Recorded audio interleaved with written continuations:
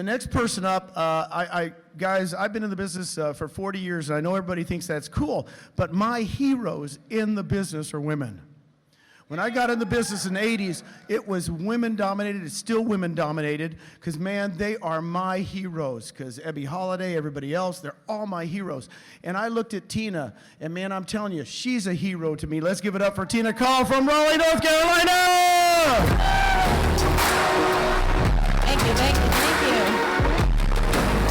Woo-hoo! Carrie is awesome. Thank you, guys. Thank you, thank you. All right, all right. All right, so I remember the moment I felt invisible. I was 13 years old. I was standing on a soccer field, and I was scanning the crowd to see if my parents had come, and they weren't there again. It was the best game of my life. I had been brought up from I was JV, and I was the first youngest to be brought up into the varsity, game. And I scored 2 goals that game. My legs were literally jello. I mean, we had played our hearts out. And at the end, we were all high-fiving and cheering, and everybody ran off the field to run back into the stands to meet their parents, their grandparents, and eat their little orange slices that parents used to bring for their kids. And I just sat there, and they weren't there again. And I remember that morning specifically because my mom and I got in a fight, and I said, "Why can't you come? Why can't you pick me up? At least just pick me up." And she said, "You know I can't do that. I've got the kids. You just have to figure it out." I hated the words "figure it out" because I had to figure everything out in my family. I hated walking up to all of my friends' parents to say, "Can you take me home again today?" Because I could see the little twinge in their face, like, "I don't really need to do that today, kid. I got things to do." But I had to figure it out. I had to figure out how to buy a yearbook because my family couldn't afford it. I had to figure out how to buy my first car. I had to figure out how to pay for college. I had to figure out a lot of things. Now, my parents, they were in survival mode. I felt very loved. I got kisses, I got hugs, but my mother was a foster mother, and she helped kids that had disabilities. So I would come home, and I would have a different kid in my house every week. And her message to me was, we love them until their families can take them back and love them themselves. So she taught me empathy. So I knew that she couldn't put them all in a car. Some of them had wheelchairs to come and watch my games. My dad was a chef. Actually, he was a short order cook, but he called himself a chef. And he, at 6 a.m., would leave the house, and he'd come home sometimes at 10 p.m., and he would just lay on that little lazy boy, Barca-Lounger, whatever you want to call it, smelled like onions. My brother and I would fight on who would sit next to my mom, not my dad. But he was just spent, and the next day he would get up and he would do it again. And so my parents didn't have my soccer games or watching me kick a ball into a net on their highest priority list during that time. They wanted to put food and shelter, over our heads. So I could sit here and say I became a victim, and I whined and I cried about how my parents never were at my games, never at my soccer games, never at my volleyball games, never at my track meets. Or I could have made a decision to become a thriver. And so the beautiful thing is that they taught me something that most of us today don't even teach our kids. They taught me adversity. They taught me how the world was going to treat me, that there were no handouts. Nobody's coming to save you. If it's to be, it's up to me mentality. And so I feel like they gave me the best gift that a parent could ever give a child. They taught me how to love myself. They taught me how to validate myself. The fact of the matter is, they missed it. They didn't see the goals. They weren't there. But guess who was? Me. I got to see it. I got to cheer myself on, and I got to figure out how I was going to play all these sports when my parents couldn't come and save me. And the number one thing that they taught me was confidence. Confidence. And so the reason I tell you guys that, and I share this story with you, is that, this is a theme that followed me through my life. The figure it out theme was a big, big motivator. So fast forward to my real estate career, that actually saved me but nearly killed me. I was selling 130 homes a year, like a psycho solo agent, working 8 days a week, 25 hours a day, 26 hours a day. And, you know, I thought I was winning because I was making $1 million a year. And so Mike Ferry showed me that that was possible, and I did it. But every January 1st, I would wake up and go, man, I gotta do this shit again. And it's exhausting. And by the way, can I do it?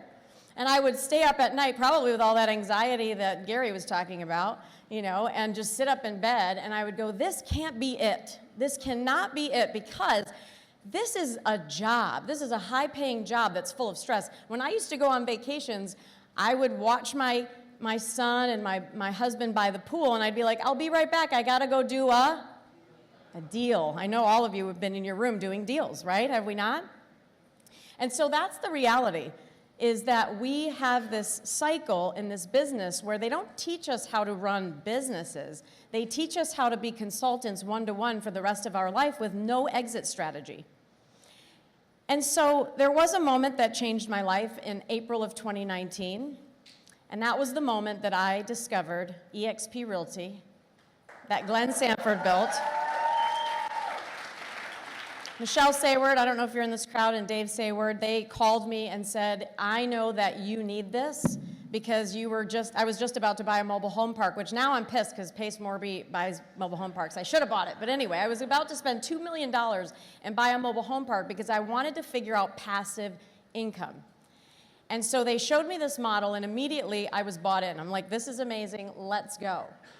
But when I got here in April of 2019, there were 15,000 agents at this company. And they handed me a video, the amazing Brent Gove video, and they said, show this to everybody you run into, watch it with them, sit there and stare at them and watch it with them, and at the end of the presentation, ask them what they liked about it and ask them to join eXp. So I tried that a couple times, and I gotta be honest, it felt a little icky. It was not for me. And the next advice that I got was, okay, we'll have a lunch and learn. Invite people to a mastermind, and then at the end of the mastermind, play the video and tell them about eXp. And I thought, okay, I'll do it. And I remember it was August of 2019, and my team is here. We had I think 7 or 8 of us. And we decided we were gonna show the video at the end of the presentation, and we invited all these agents to our office. But literally 2 minutes before I was gonna walk out and address everybody, I said, we're changing the game. No, we're gonna just do this. We're gonna come from value. My mission is that we're gonna give more value than anybody locally, and we're not gonna say the word, the letters EXP. Because the minute that we do this bait and switch, they're never gonna come back. So what we're gonna do is we're gonna teach them everything that we can. So we invited all of the market, 15,000 agents. One person showed up. But I thought, that's okay. I'm gonna teach them how to sell listings. And I did a 1 hour, I called it Freedom Fridays, 11 to 12. I invited every single agent every week. For 3 years, I did that. I recruited 250 agents that named me sponsor in 6 years. And we got our organization up to 1,500 by doing that one activity, 1 hour a week for 3 years straight. Thank you, thank you, thank you. The thing is, you know, there was one agent, there were 2 agents, there were 3 agents, and at the end of, I would say, a year, we had a 10 by 12 room, and we had to like open the doors in the back and set chairs out because people just kept coming back. So I thought, all right, well, this is my plan. I'm gonna teach people how to grow fast and grow local. I'm gonna treat this recruiting game as if I just spent $250,000 and opened up a franchise. Because what's the first thing that we would do if we paid $250,000 and opened up a franchise? We would have to recruit agents, because agents are the lifeblood of the business. So I thought, I'm gonna treat this just like this, relationships, relationships, relationships. And so that's exactly what I did, and that's what I wanna give you guys today. I've got 6 minutes to go through these slides. I wanna give you the mindset, the tips, and the things that got me there, and then I'm gonna show you a couple agents that did it. So here's the number one thing. There are 85,000 agents at this company. 10% recruit. And my belief is, until all of you in this audience have your aha moment where you believe that trading time for money is a trap, you're not going to become a good recruiter. Because you have to have this burning desire that this game is not about selling houses till you die. Now, I do believe in selling houses. In fact, we have a team still. We sell 700 homes a year. Production is the name of the game. It's the name of the game. It's how you get people in. So I would say keep selling houses, but have this aha moment where you must have a plan B. So while you're building your business and you're making money over here, you're building your revenue share organization over here. Now, my revenue share pays me $1,939 per hour for the 10 hours a week that I invest in my revenue share game. So I am on calls, I add up my hours, it's about 10 hours a week. That means that I make $70 per hour every single day that I'm breathing. So, I mean, for these 15 minutes, I might make 15 bucks. Thank you, guys. When I was an agent making $1 million a year, I made $295 an hour. So figuring out later is the #1 wealth killer. You guys have to do this. It is the #1 thing you could do in your life to change your life. The next thing is to act like that franchise owner. When I was at RE/MAX, my RE/MAX broker told me, those Keller Williams agents, because they kept trying to recruit me, when they learn how to sell real estate, they'll come here to RE/MAX and fly with the Eagles. And I was like, yeah, I'm an Eagle. I believed it. But the Keller Williams team leaders kept inviting me over to Keller Williams, and what did I find when I went there? I found value. I was like, wow, they're really collaborating here. They would just have like panels. And so I wanted to do the same thing. I wanted to think like a franchise owner. And every time I brought over an agent, I wanted to celebrate that agent. My first agent sold 1 house at Keller Williams, and I blew it up like, like Spring Benson had just come over. I didn't care because I wanted to create that momentum. The fact of the matter is that 1 agent in your revenue share organization is the equivalent of 1 rental property's passive income. Think about that. If you put 20% down on a property and you're making $300 net profit for 12 months, you're making just under $4,000 a year. What do we make when we bring on a capping agent? $4,000 a year. So think about that. I have 1,500 rental properties. And they don't bother me every week. Maybe 10 of you bother me, which is great. So treat it like a franchise owner. It's amazing. Recruiting is leadership. So if you think about recruiting, Casey Jihad told me this. A recruiter means that you care enough about another person that you will sit down, listen to their dreams and their goals, and help them get there. So your job as a leader is to cast a vision so big that their vision fits inside that vision. And then your job is to empower others to rise. People aren't born leaders. They just figure it out. And the only difference between a leader is this. They just move forward and they step into fear and they keep going with their eyes closed and their minds and bodies shaking, but they keep moving forward. So you have to obsess about leadership.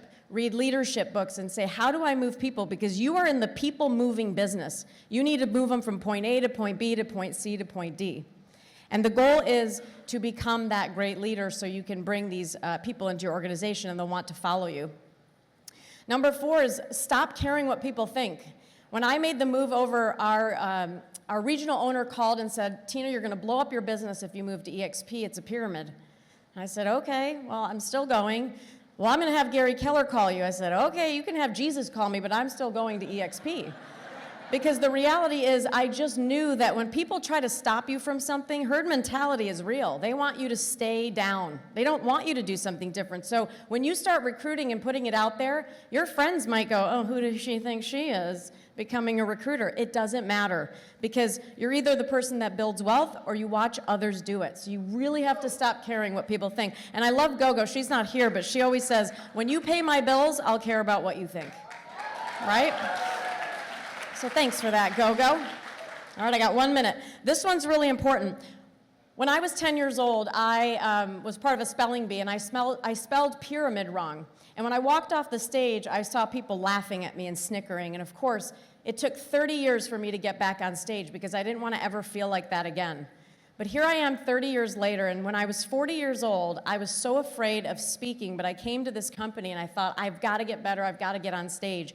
So, pyramid, spelling it wrong, changed my life when I was 10, but this pyramid, not a scheme, also changed my life 30 years later, so I might just tattoo it on my ass. Pyramid. I love our pyramid.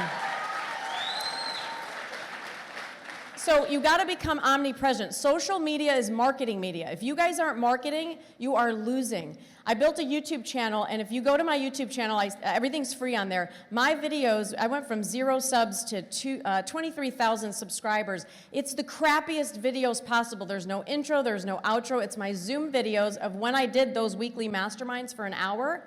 And everybody goes on there, and that's where the #1 source for my recruits comes from, that YouTube channel.